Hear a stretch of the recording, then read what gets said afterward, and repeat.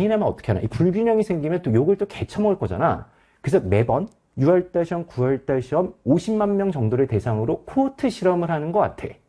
코호트란 단어가 뭔지는 아니? 상식을 좀 가지세요.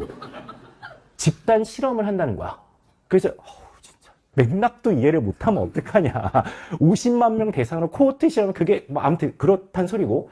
그래서 내 생각에는 뭐 이제 내년도 마찬가지일 거예요. 여러분 이제 치르게 된 6월달 시험도 일단 참고용으로 보고 당연히 그 시험에 나왔던 거는 당연히 챙겨놓는 것은 너무나 당연한 일이고 기본 태도야. 근데 그 특정 주제가 나올 거다라고 컬트처럼 믿으면 안 돼요. 그건 진짜 모르는 거야.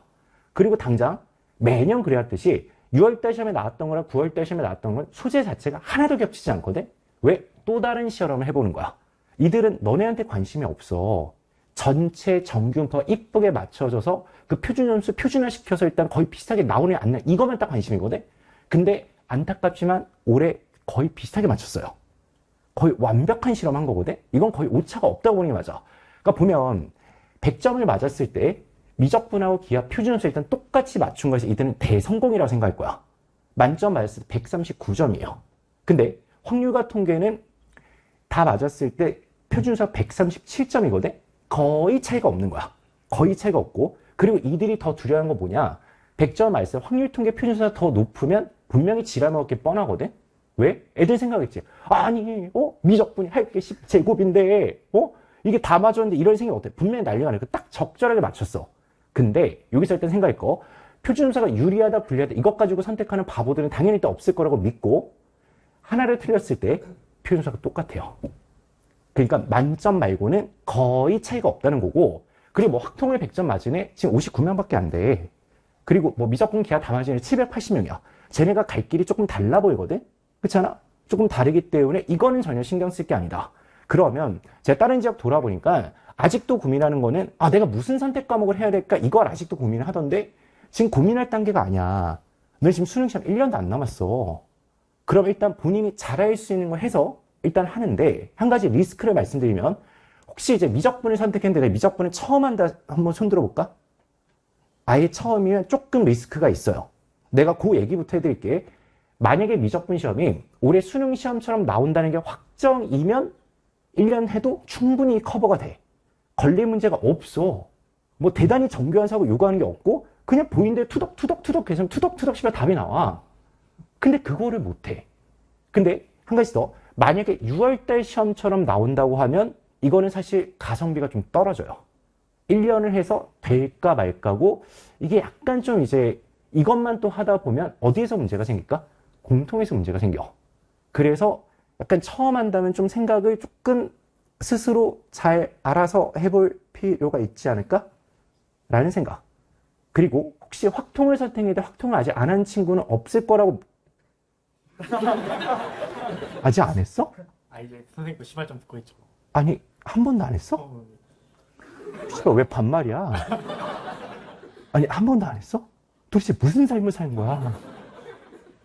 그래도 너의 인생 응원할게.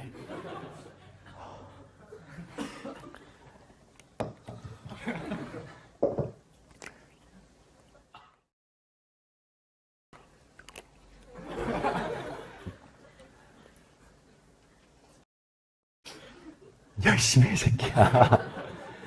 나 갑자기 열이 확 오르네. 뭐, 그럴 수도 있다라고 생각합니다. 그럴 수 있다고 생각해. 근데 이제, 올해 이제 가장 문제가 되는 이슈 중에 하나는, 제가 교육과정이 바뀌는 형태를 굉장히 많이 봤는데, 지금 올해 미적분화 기하는 이제 앞으로는 수능시험에서 사라지거든? 너네가 마지막이야. 마지막이야. 그럼 뭐 이제 여러 가지 예측들이 있으나, 예측은 다 예측일 뿐, 이거는 이제 그냥 참고로 일단 생각하시고, 제가 한번 이제 선명하게 겪었던 게 있어가지고 이것 가지고 일단 말씀드리면 너네도 아직 배우고 있는 단원이 있어요. 상용로그라는 단원이 있거든? 그러니까 아직 뭔지는 알지. 그러니까 지금은 딱 그 정도 배우는 게 맞아. 그냥 밑이 10이 오고 많이 쓴다 그냥 이건데 예전에는 이게 OECD 회원국 중에서 지표와 가수라는 이 디테일한 내용을 배운 나라는 대한민국밖에 없었어. 그게 없어진 게 2016년이야. 근데 그게 사실 무슨 얘기인지 모를 수 있으니까 좀 짧게 말씀드리면 주판 굴리는 거랑 똑같은 얘기거든? 근데 지금 우리가 너희 주판 뭔지 모르지? 알긴 알아? 그딴 것만 알아요?